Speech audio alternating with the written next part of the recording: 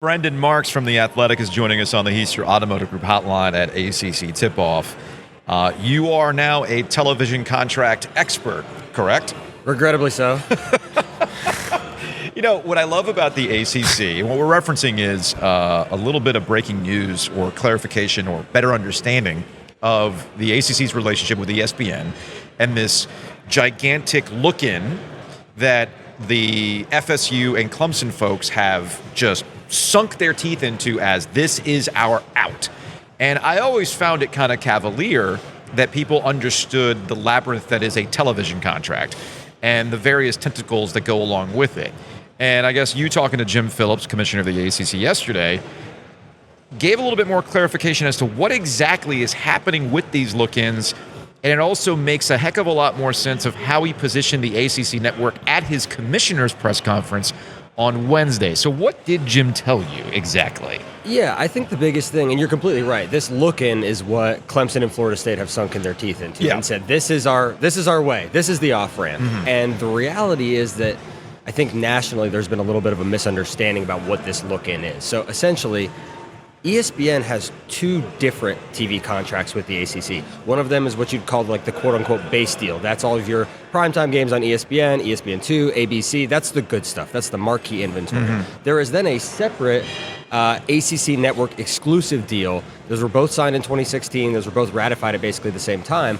But the deal in the ACC network deal and the other base deal are not the same deal, and they don't have the same terms. The only thing that is up for discussion during the look-in period is the base deal.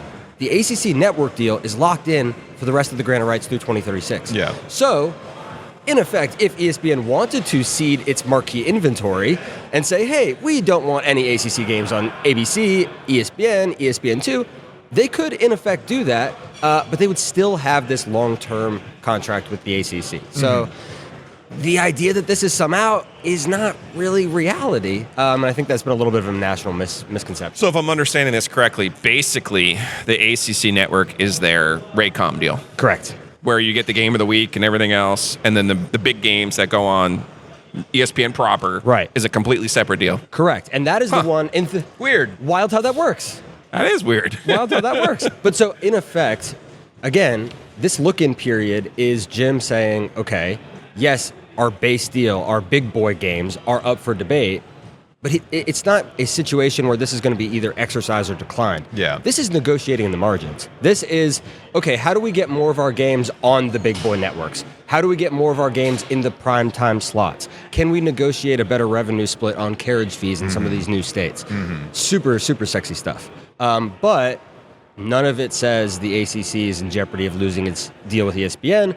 None of it says the ACC is going back to market in 2027. And none of it says that ACC teams are suddenly magically up for poaching from the Power 2. That new bit of news completely tanks the idea that I had been floating in that, you know what, maybe you do want to go to market, especially given the way tech companies are sinking a bunch of money into sports rights. And while you can say it's not the SEC, you can say it's not the Big Ten, and I'm not going to argue with you, there's still value in having that live inventory. So it's like, why wouldn't you want to go back to market? What I didn't realize was the 2036 tie into the ACC network specifically, which now gets to a larger question. And what Jim Phillips, I'm sure, is negotiating, and any commissioner in his position would be negotiating right now. It's I get what you're saying about getting more marquee games on ABC and ESPN and ESPN2. For me, it's what is the going market rate for football right now? Even for the third best conference, the price of the brick has clearly gone up. So I guess the question is, how much money can the ACC extract from ESPN, also given where they are right now, as they're kind of in a cutback mode themselves? That, I think, is the interesting part of it, is the ESPN side of it. Yeah. Right? Obviously, the ACC is, deep in the couch cushions looking for coins. Yes. As they should be, as everybody is. The ESPN side of it, and how much additional revenue you can actually bring to this deal at this point, that, I think, is sort of... that's what Jim's got to try and come up between now and February. Because they're already on the hook for the SEC, obviously. Right. You do have the NBA deal that's just about to go through, and they never want to lose the NFL. They want more NFL, and of course, that continues to go up.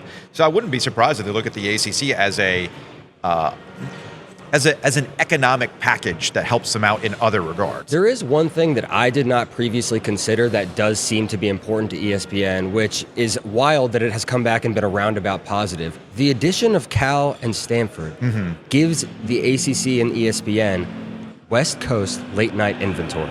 And that wildly has turned out to be something that ESPN is interested in. ACC After Dark, baby. I was going to say, the wild is, sure enough, we get one game, Cal, Miami, and it was crazy. Right. Yeah. I mean, and when you're talking about like how much extra revenue can they bring, when ESPN sees a situation like that, that's where they go, okay, maybe this is a little bit better than we had initially planned on. Okay. Now, we don't need to talk about the Stanford crowd this week, the yin and the yang. What crowd?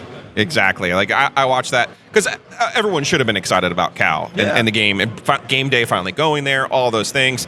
And I just saw like an AP photo. You know, you scroll through the scores and like you click on the thing, and obviously I probably gambled on the game, but I'm looking at it and I'm looking at the crowd and I'm going, and you could see the scoreboard. It was the second quarter of the football game. Yeah. And I'm going, what the hell happened to Stanford football? Yeah. You know? And it's weird. I mean, that's a big thing. So if Stanford can start to put that back together, I mean, Cal is way ahead of schedule in this respect. But if they can do that, again, the ACC has a little bit more of a leg to stand on. And look at SMU, tearing it up right now in football too. So, ACC After Dark is a thing. Would you rather be talking about television contracts or Carolina football?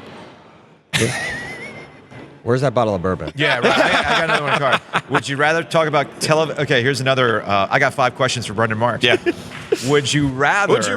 Would you rather write about television contracts or go back on the Panthers beat at the Charlotte Observer right now? Ooh. I'm at this table for a reason, and I will lay in my current allegiance. Every time I tell people that, I went and spoke at a class at UNC a couple of weeks ago, and some kid was like, "When were you there?" And I was like, "When everything fell apart."